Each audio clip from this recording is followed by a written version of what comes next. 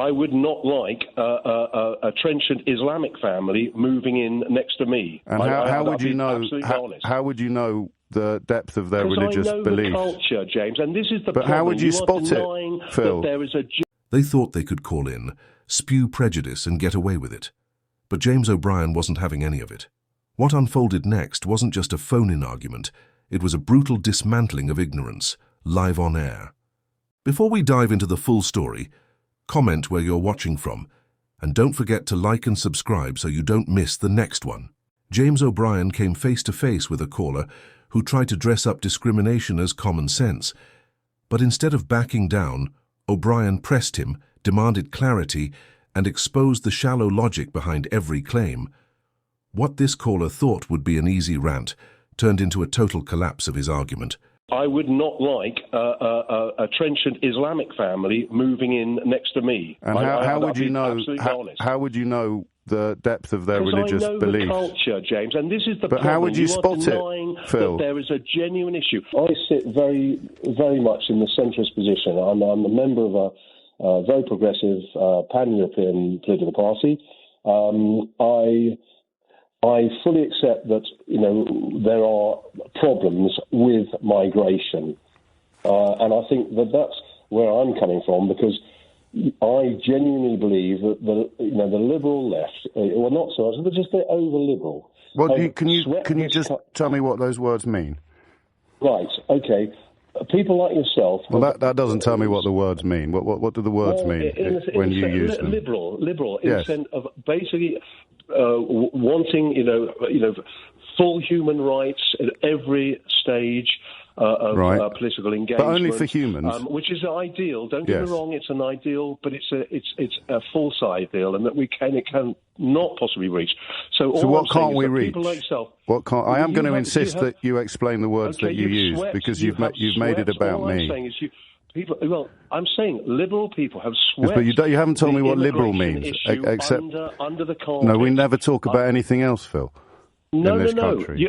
I'm sorry. You've swept it under the carpet. We haven't swept it under the carpet, Phil. In fact, today, the phone in today... That is not a problem. No one said there isn't a problem. There are people drowning in the English Channel, Phil. That's about as big a problem as humanity can conceive of. That is a huge problem, I agree. So what does liberal mean, Phil? My centrist friend.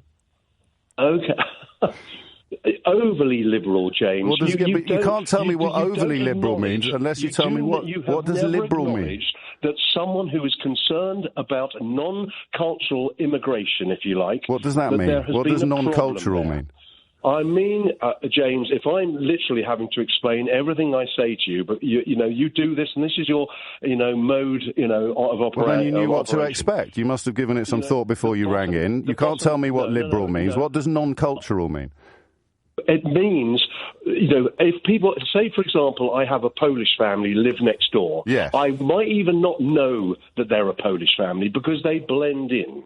But they speak Polish. Now, if you have but people who do not blend in, for whatever, it could be any European migratory family, if you like, or whatever, right. or community. It doesn't matter. The point is they blend in. How do they blend in? If they've got their own shops. Because you don't notice them. James, I mean, this is ridiculous. This is the problem. You can't see the problem you create. What is the problem with non-Polish immigrants? You had a conversation with a Christian who objected, to homosexual issues and blah, blah, blah. And you went through Leviticus and Numbers. That's correct, pointing out, well, why don't you accept that? You would never do that with the Quran. Oh, I have done it with the Quran. No, you haven't. Yes, no, I have. I have. I think the best example... Phil, why? I mean, you must appreciate, Phil, it's turning into a game of... It's turning into a game of gammon bingo, this, mate.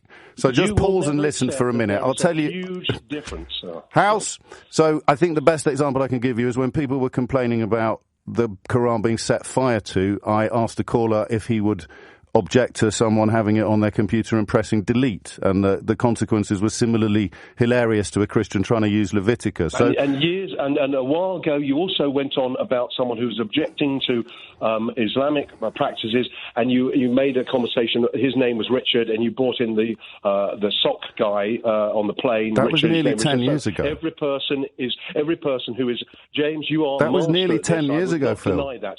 But it's obfuscation. So here we are on the radio talking about why the country has spent all week talking about Gary Lineker, and you've come on and said it's because there are people that don't blend in.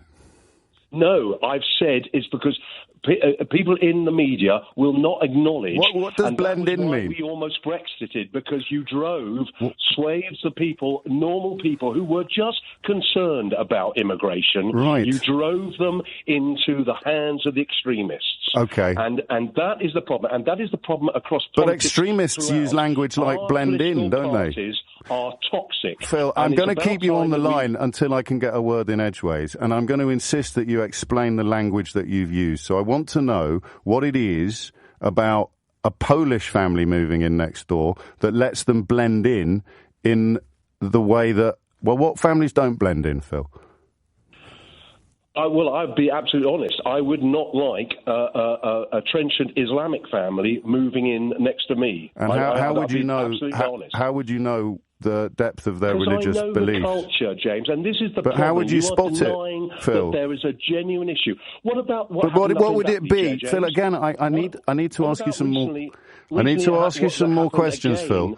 We're talking about you and your imaginary neighbours, all right? So we can go back over my greatest hits of gammon baiting if you want, but I think it would be boring for people who haven't spent as much time watching my YouTube clips as you have, which is considerably more time than I have, actually. So what is it about your imaginary Muslim neighbours? What do they do that makes them undesirable neighbours for you?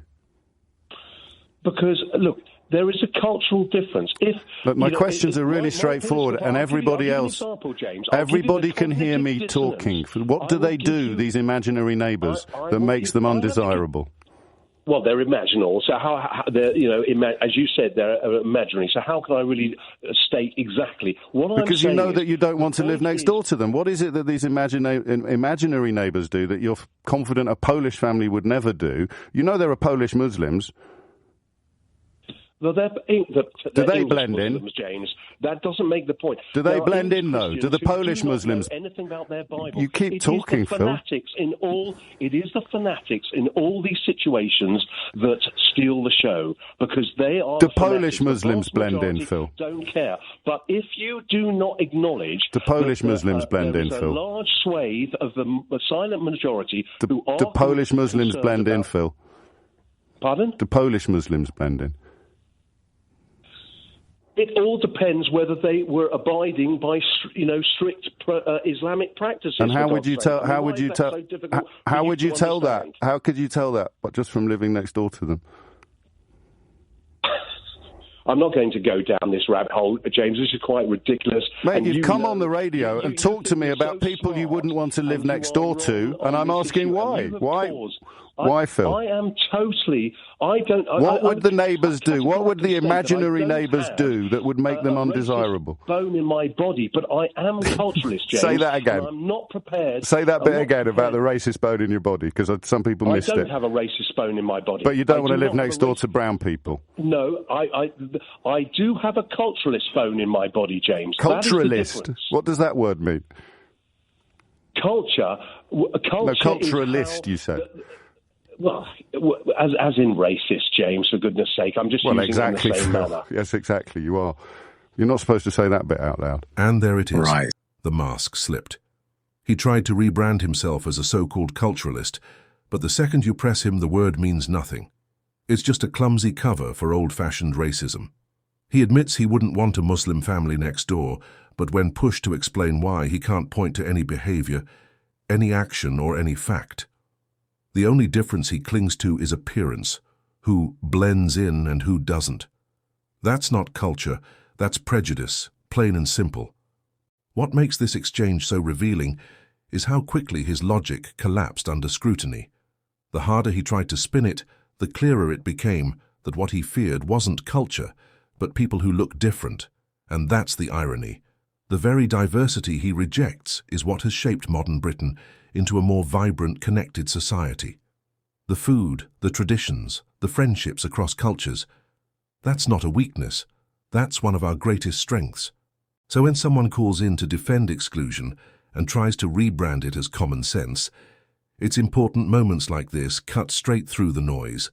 Because tolerance isn't just a slogan, it's the foundation of the community we share. Until next time, this has been The Whip Line.